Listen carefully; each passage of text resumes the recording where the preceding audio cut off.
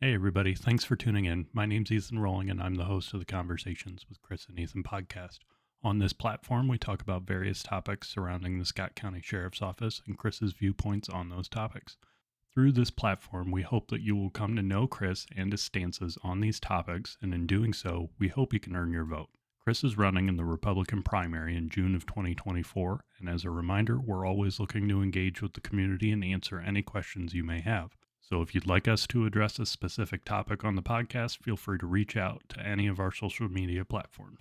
So we talked about a lot of the things that are wrong. I think that now would be a good time to talk about some of our ideas that we have to improve things. Is there anything off the top of your head that you'd like to start off with?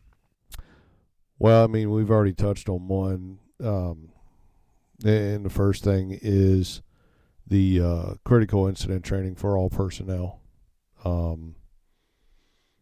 Not so much the civilian personnel that work in the sheriff's office, but definitely anybody that ever puts on a uniform or works in a law enforcement or corrections aspect.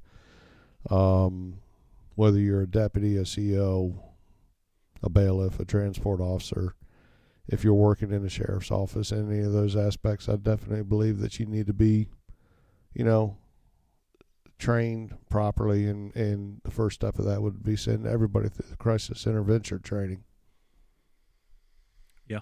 I think that is a good first step. I think that training, or not necessarily training, I think implementing in the culture that, so I mentioned last time around that I am not impressed with the idea of peer support as a program. I view the idea of peer support as a wonderful idea. I think that if peer support can be obtained organically, similar to what we were talking about last time, where you asked if any of the administration had asked me how I was doing or how I was dealing with stuff, and they hadn't, but that other peers on my level had, I think that is an organic form of peer support, and that is good. But I think that peer support in the form that currently exists within our department it's very similar to the route that was taken to say that they did something about me. Is, well, we have a peer support program. We sent people to this training so we can say we have it, but it's not really implemented. We don't use it. It's not organized in any sort of fashion.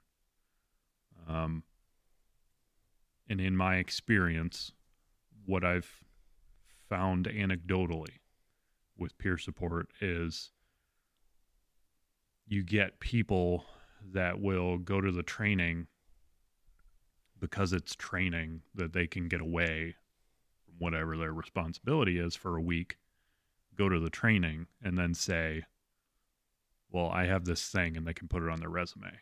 But then there's no follow through. There's no setting up the actual program. There's no organization to it. And then it just falls through and the program kind of dies. Or you get people that go to this training well-intentioned and they want to do it, but they don't have any life experience to draw from. So, like, this is their first job, like, big kid job, if you will. So it's the first thing where they've actually had to deal with hard things, or they're super young, just out of school or just out of the military or something like that, where they're still evolving as a person, and they don't have a lot of stuff to draw from. Well, speaking as somebody that's been through trauma and has dealt with a lot of stuff, I don't want to talk to somebody and take advice from somebody that has not been through anything, because how do you know what I'm going through?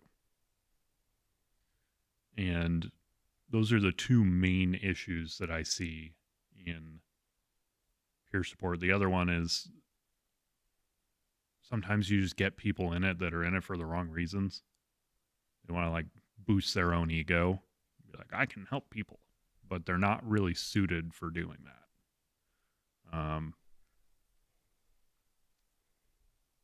I think of peer support as a well-intentioned endeavor, much in the same way that socialism is intended to be a well-intentioned endeavor.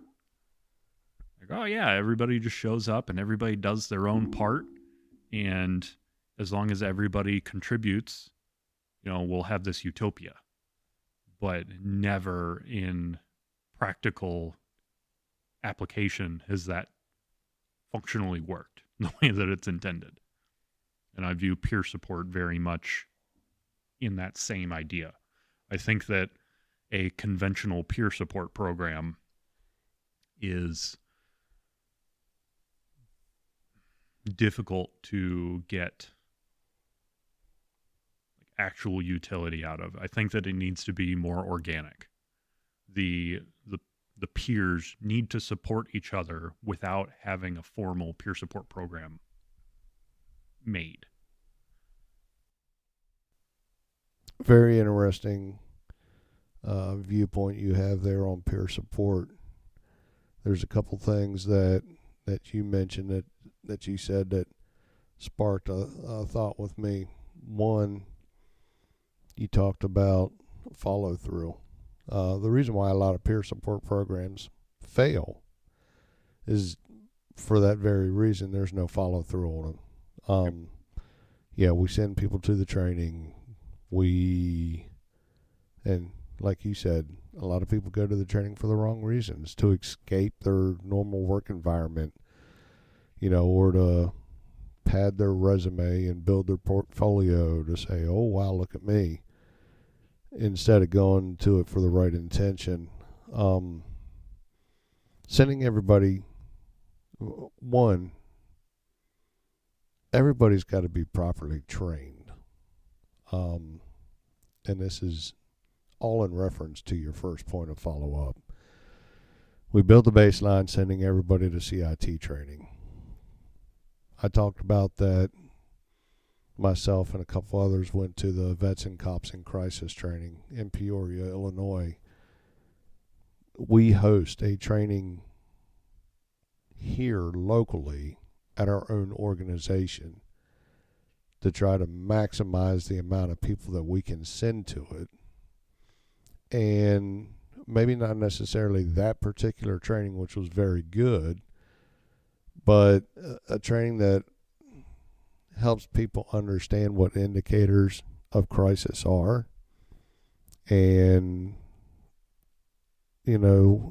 how to react and have an open dialogue when they observe those indicators. So some sort of training to build on the CIT foundation that we can help our own by being able to identify indicators of impending crisis, mental or emotional. Then we have to follow through by establishing a program based on that training within the agency to take care of our own people.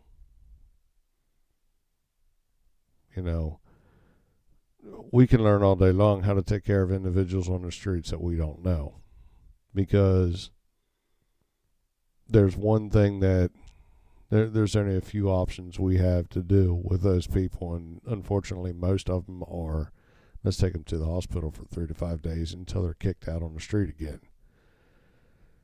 That needs to change, not at an agency level, but that needs to change at a state or a national level in order to make that correction in that. But when we're talking about, dealing with mental wellness of our own people, you then said that it needs to be organic. We had training in the military called KIPS, critical incident peer support, which, how many critical incident debriefings do we have here? I haven't seen a true critical incident debriefing since I've been in this agency in 5 years, where, you bring in somebody who is specifically trained to facilitate a critical incident debriefing. And, when you hold those debriefings, it's not just for the people in your agency. If you have a critical incident, and I'm going to refer back to an incident we had when I was working in my last agency in Missouri, where it was a trailer fire, and 5 children died in that trailer fire. And we had a critical incident debriefing. We had a lady come down who previously was employed, I believe, as a sergeant with the West Des Moines Police Department. She came down to Missouri, Lebanon, Missouri, and she facilitated the debriefing, which wasn't a process that just, let's get together for an hour or two and talk about it and have a kumbaya moment. It was a truly integrated program where it went on for days to build the foundation of how to cope with what we felt from this incident, and to get everybody's emotions and feelings out there. But then also it gave us follow-up programs and a direction that we could go to make sure that we continued to take care of each other after the fact. And when we had this debriefing, the firefighters were there, the medics were there, the state police were there, our agency was there, the civilians that were on scene were invited to come, because everybody who saw the body of one of those children come out of that trailer experienced some sort of trauma. Right. And it was a very rewarding, I hate to use that word because it was a tragic incident, but it was rewarding to see how many people that were suffering from a single incident could come together and express their emotions without judgment, talk about the issues they were having dealing with it, and then formulate a plan and develop a network of people who understood, because everybody experienced the same incident, but they experienced it in a different way. Right. And when we left that process after a few days, we had a network of friends that we could reach out to and say, hey, I need to talk. I'm having issues. There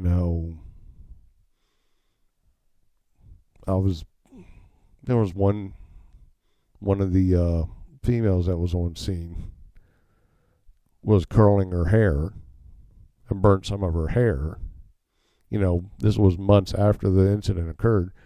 Had burnt some of her hair from the curling iron, and that triggered an emotional event for her based off the smell of the burning hair that she endured while responding to that incident of the trailer fire. We never know when we are going to have something trigger a significant emotion in our lives that all of a sudden takes us back to a place where we feel like we've lost control. So you got to have that network of people that you can reach out to anytime, anywhere, any place. So when you talk about making it organic, you have to have people who actually care. And for peer support to work as an organic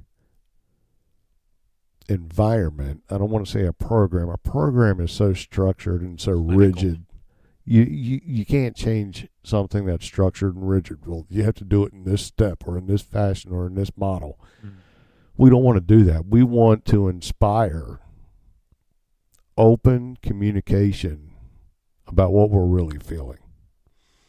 And if you get that from the top down and you actually know that the individual leading this organization knows me as a person, they know my characteristics, they have conversations with me, I won't say on a daily basis, but they continuously have conversations with me and interactions with me at work, to know that if they see me on a scene or they see me in a certain situation, they look across and they're like, something's off. And then they come to me and they talk to me. And that's from the top down. If every leader in the organization cared about their people like that and cared about each other, and it doesn't just go from the top down, but it goes from the bottom up as well. Right. Because, you've heard the adage a lot, it's lonely at the top. Well, that's because my mindset is I don't have friends at work. I have work acquaintances that I get to personally know. Because a lot of times, and this is, driven home in the military, that leaders can be personally involved with their subordinates, but you can't cross that line where you deal a personal one-on-one friendship, because then when it's time to lead, sometimes you can't make those tough decisions. So we have to have an environment in the organization that truly presents an environment of caring and has open discussion. I agree. So, you've shared some of the things that you've had to go through. From your perspective, what are some programs, or not programs, what are some things that can be instituted or developed or, integrated in our agency? Yeah. So I've been through multiple different mental health trainings that have all discussed kind of what we've already hit on multiple times, is that you can't address anything with broad strokes. It has to be tailored to the person and their issues. One of the programs that I've specifically attended, along with a couple other people from the department, is it's a mental health wellness retreat called The Battle Within, and it's hosted down in Kansas City, Missouri.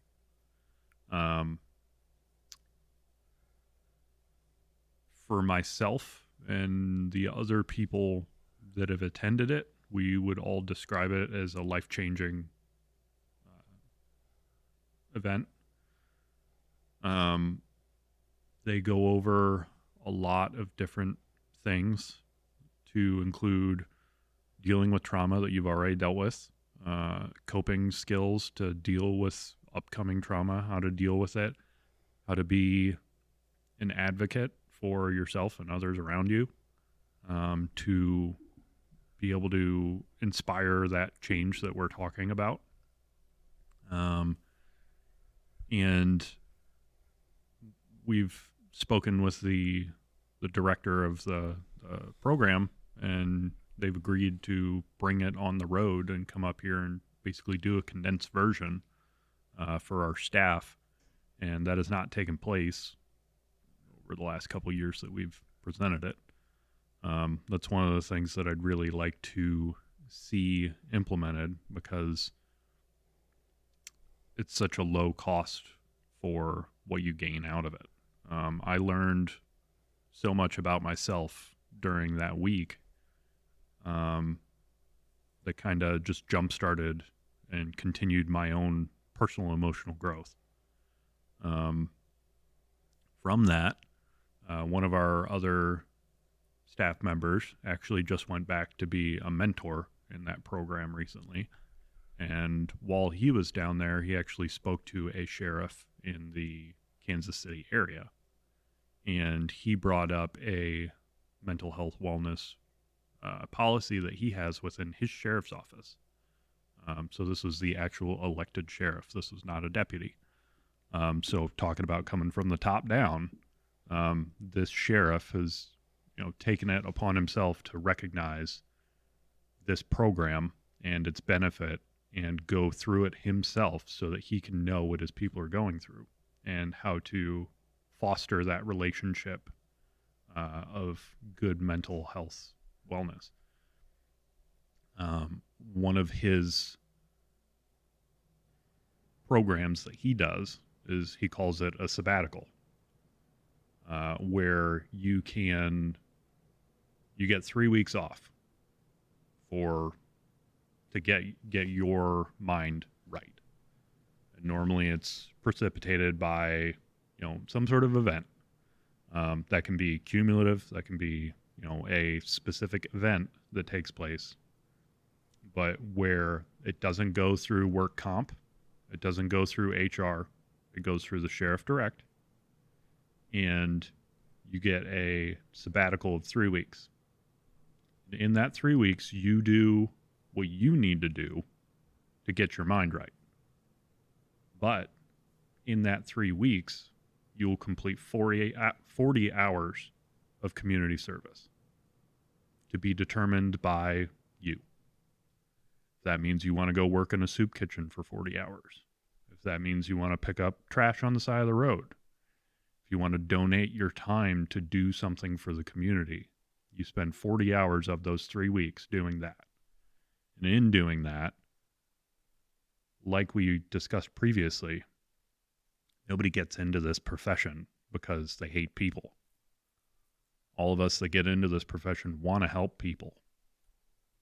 And in doing that 40 hours of community service at a low point where you're trying to get your mental health back together, it helps to rekindle your desire to help people and show that there's more about this profession than just you. And it helps to show you that, we go and we respond to and deal with people normally at the worst point in their lives. So we tend to get a warped perspective of reality sometimes, where, every time we show up somewhere, it's not normally that we're greeted with smiles. It's people are at a really bad point in their life, and that doesn't make them bad people. But if you deal with enough of that every single day, you start to feel like that. And this 40 hours of community service is kind of geared towards recalibrating yourself and showing that there's good people out there. This is why you do what you do. And then the other, the rest of the 3 weeks is yours to do with what you need.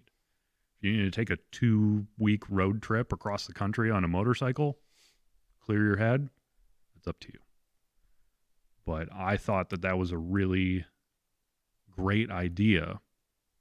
And I know that around here, the immediate response would be, no, somebody's going to abuse it. Which, yeah, somebody probably would abuse it.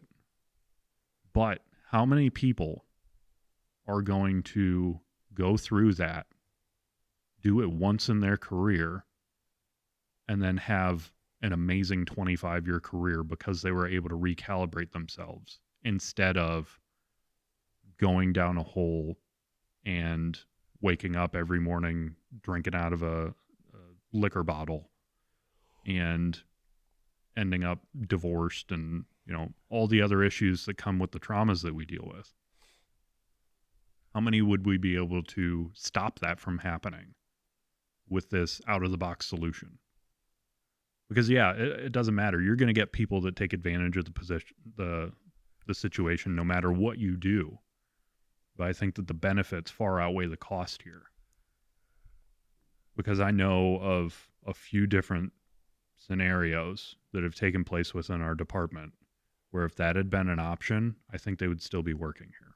So I know you and I have talked about that program, and for people that are listening to our podcast and don't know what it is about, it's a no cost program that is run by donations. It's for anybody who's ever served in the military, regardless of their current status, or whether they were, their discharge status if they've separated from the military, and for anybody that's considered a first responder. And it's a week-long program that you go through, no cost to the individual or the agency. The only thing you have to worry about is getting your travel there. And once you get your travel there, then they put you up in a hotel, and then you integrate into the program the following day, correct? Right. So, yeah, I know you and some others have talked to me about that. Me personally, it's been quite a few years since I've actually been involved with since I've moved up here, I haven't been involved in any follow-up therapy or anything for all the stuff that I learned how to deal with, back after retiring out of the military. So, me personally, I plan on going to this program next year myself, to hopefully inspire others to go to it as well. And that program, when you have somebody that truly needs a time to reset, truly needs an intervention, needs to learn, those coping skills, and, everybody that I know that's also been through the program, they've described it just as you have, that it's a life-changing event that they experience while they're there. Anybody in our agency who would need to go to an event like that, my belief and my opinion is we're going to give you the time to go to this, because I think you and the others, you had to take your own personal vacation. Yep.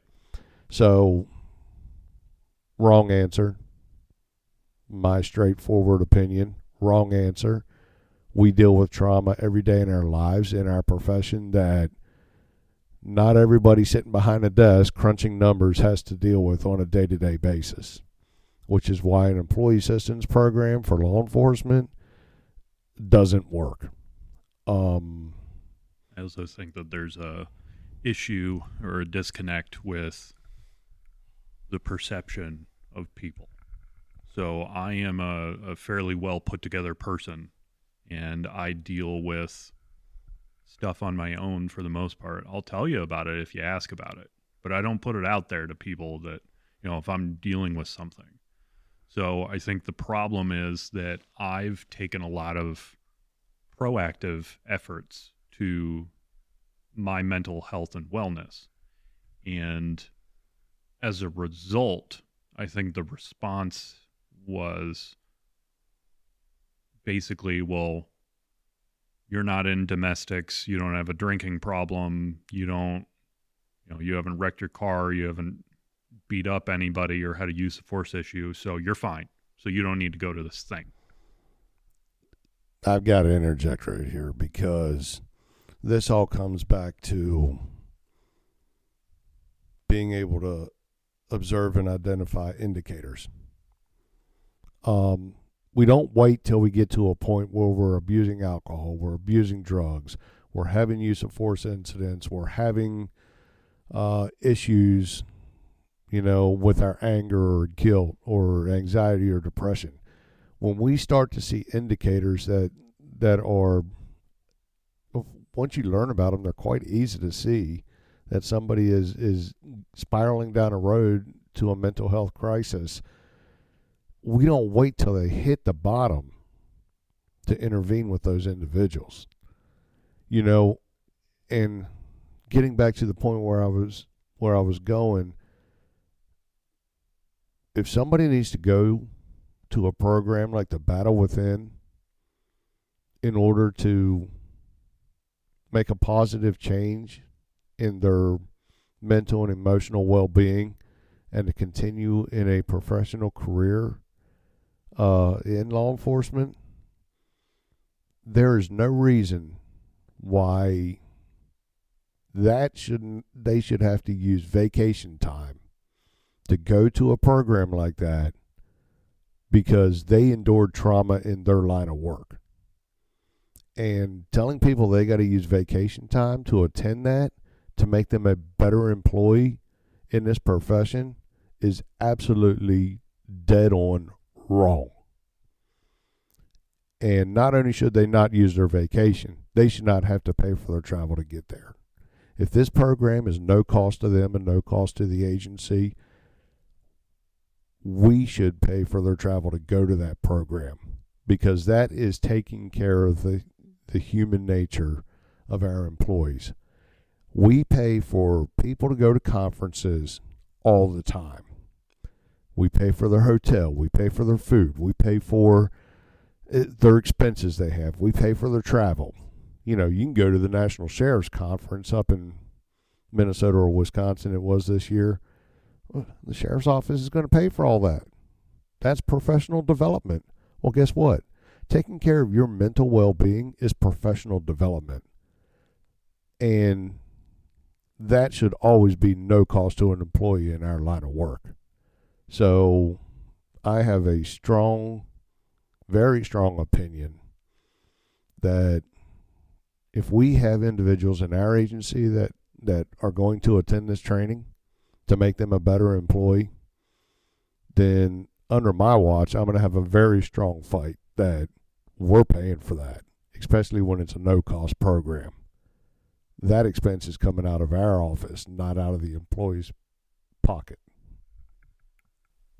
So you were talking about the sheriff's, the policy and how he's got the sabbatical. I really like the idea. And you know, you probably keyed on my expression.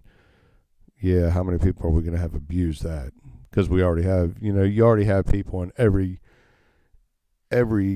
realm of employment that abuses sick time and paid time off and whatever else. They consistently abuse it. I guess on that topic, just to clarify, since we're big on transparency, I was denied training time for this retreat. So I was told to put in for it on my own time. So I put in for vacation, and then upon contacting HR, they did allow me to use my sick time bank, which on your argument is still wrong because it still came out of my time that is intended to be used when I am sick or have a child or something like that. It still came out of my time off bank. It just wasn't my quote unquote vacation time. So I just wanted to make that distinction. But for all intents and purposes, it's still my earned time that I shouldn't have had to burn to better myself.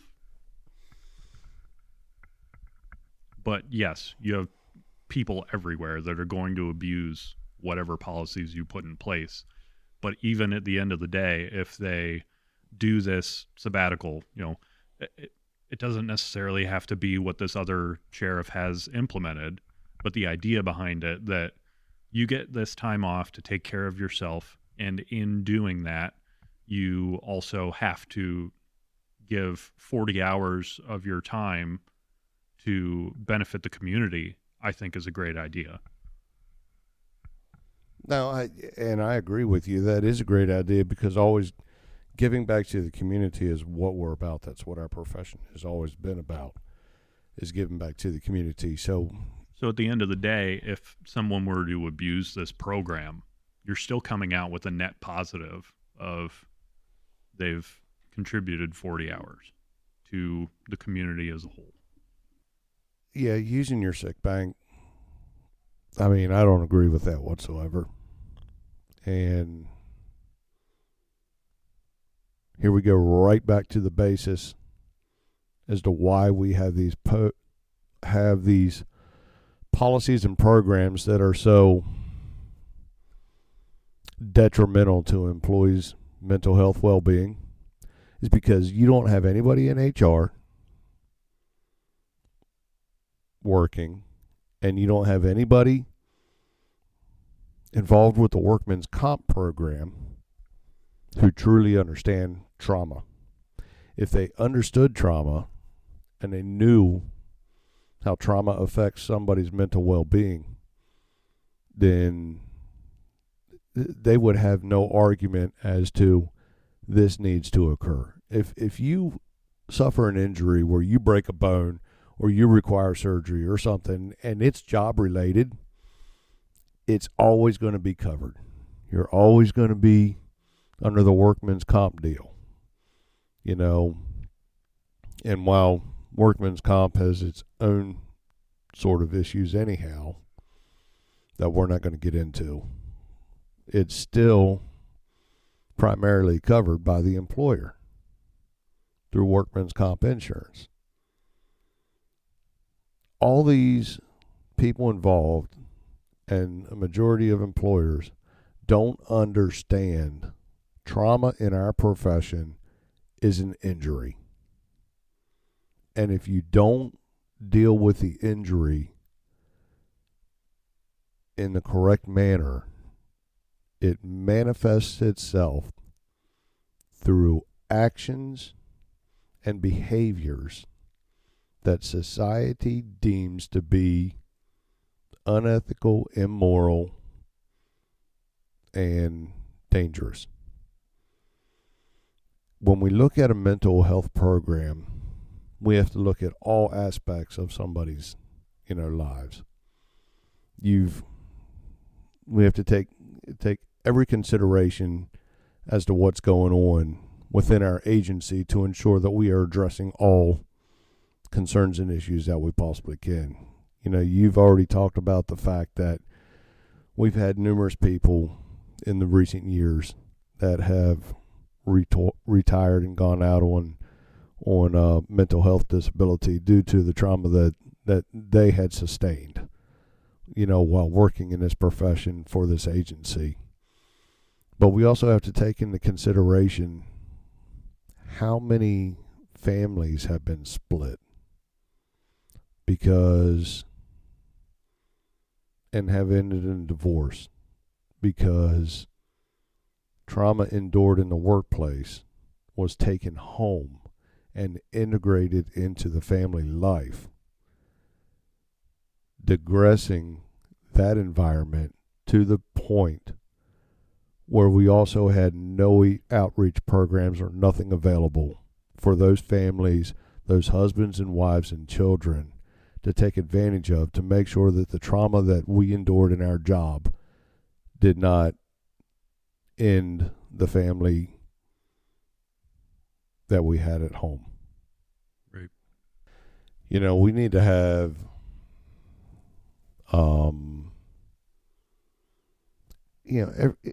everybody's coming up with, there's an app for that.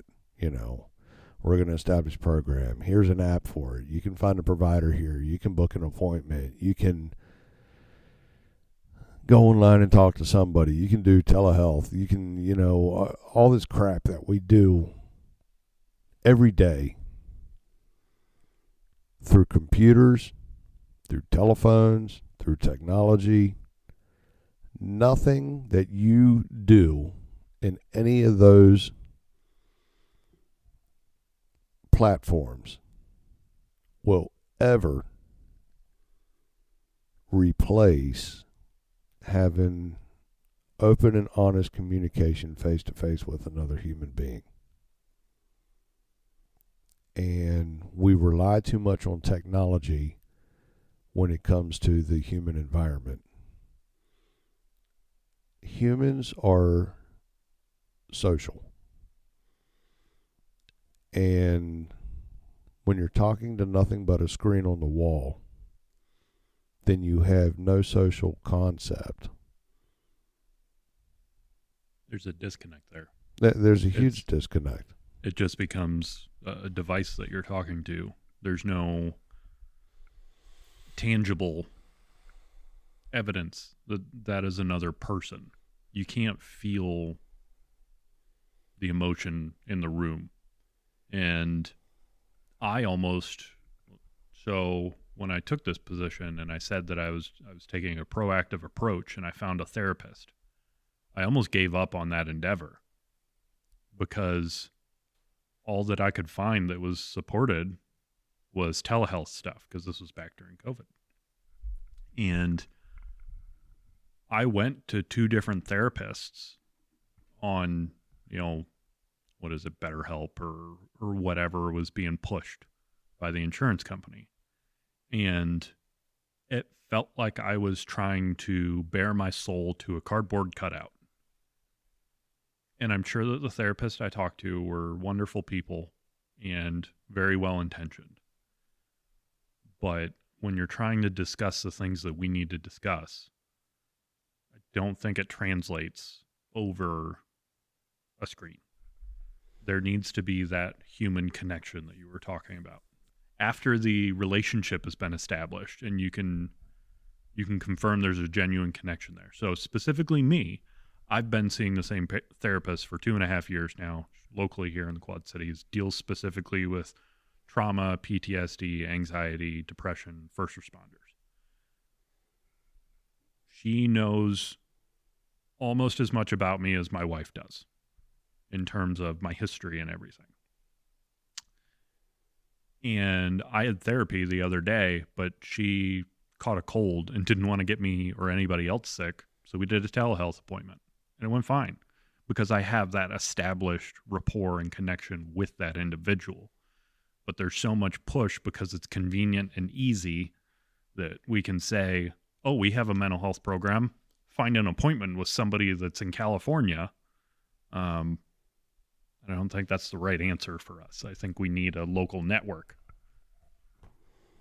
or local option of, a few people at least to pick from. Yeah. And finding therapists that understand our profession, and the types of trauma that we endure, and also understanding that it just doesn't affect us, it affects the people we work with, and it affects the people we live with, is very important. And we need to make sure that we also take other measures to create a more positive working environment. So many people have pushed for with mental health, and it started early in the 2000s, and it continues to grow. Emotional support animals, therapy animals. There are agencies out there. You walk through the doors of the agency and you have a golden retriever or a golden doodle or a cat, right, or some animal that knows how to show true love for any individual that walks through the door. That does so much for the workplace environment and so much for the employees that it can completely change the workplace into a more positive place, just by walking through the door and having some 4-legged creature meet you at the door, wagging its tail with a little ball, and you just reach down and pat its head. Yeah, absolutely. That's something that I think that would be a huge benefit to our department.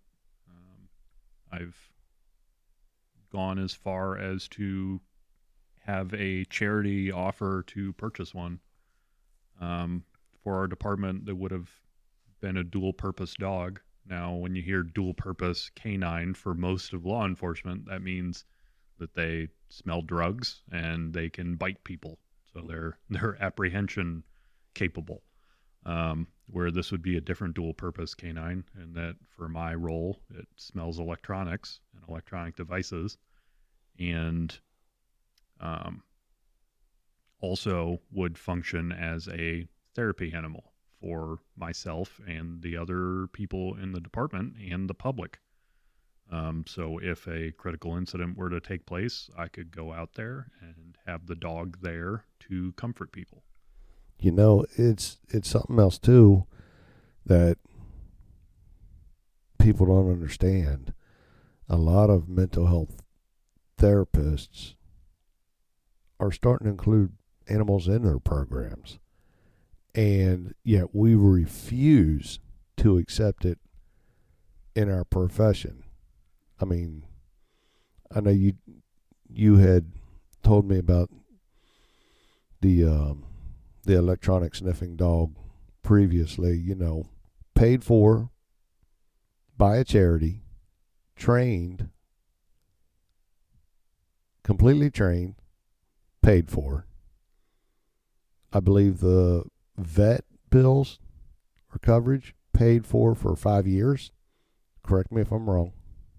No, the vet bill, so the charity that was going to fund them used to cover them in their entirety for the duration of their life.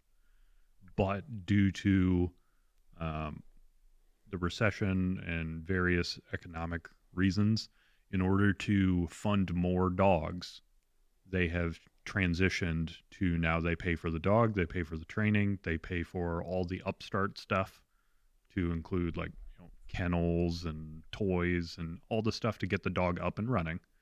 Your initial training, certification, yearly certification going forward. So they pay for everything except for the food and vet bills. However, Nestle Purina is right here in our backyard and agreed to provide all the dog food for free. So the only thing that we would need to pay as a department are the vet bills, which I contacted multiple vets and got quotes for the size of dog to include preventative measures and regular, yearly maintenance and vaccines and such. And it comes down to around $800 a year. And that's a very small drop in the bucket when you're talking about the cost of somebody's mental well-being. There should be no limit on cost. But, that program being arbitrarily just dismissed out of true ignorance for what it could have done and benefited for this agency just shows the lack of knowledge and experience that current leadership has in our agency. But if you dig into it even deeper, there's actually funding and grants out there for therapy dogs for agencies that they can apply for and receive to cover those expenses as well. But people don't understand what exists out there for the betterment of the employees of the agency. And that leads to the detriment of the working environment that we need to change. So, through this discussion, we figured out that, while we haven't covered everything that we could possibly do and integrate into our agency to make the mental health environment better for the employees and also the people that we work with and for, we have covered quite a few steps and measures that we can take and implement to make a almost immediate change to how we view and accept mental health programs in our profession and in society. I think that one of the most important things that we can do to improve the mental health is what we're doing right now. Talk about it. Just talking. And, I'm not sitting here saying that any of the stuff that I did is correct or that it's going to benefit everybody. But it's better than doing nothing. And if we don't talk about it or spitball or try and figure out something, all we're doing is contributing to the problem through negligence and refusing to admit that there's a problem or try and rectify it or find a solution because it's too hard. Talking without actions is just talking. Right. We can always talk about what needs to be done. We can always talk about what we can do. We can always talk about what we have done, but actually talking to each other, like you've already pointed out, is the only way that we can make sure there's positive change. We have got to talk to each other like humans who care for each other, instead of just trying to cover ourselves to decrease our liability.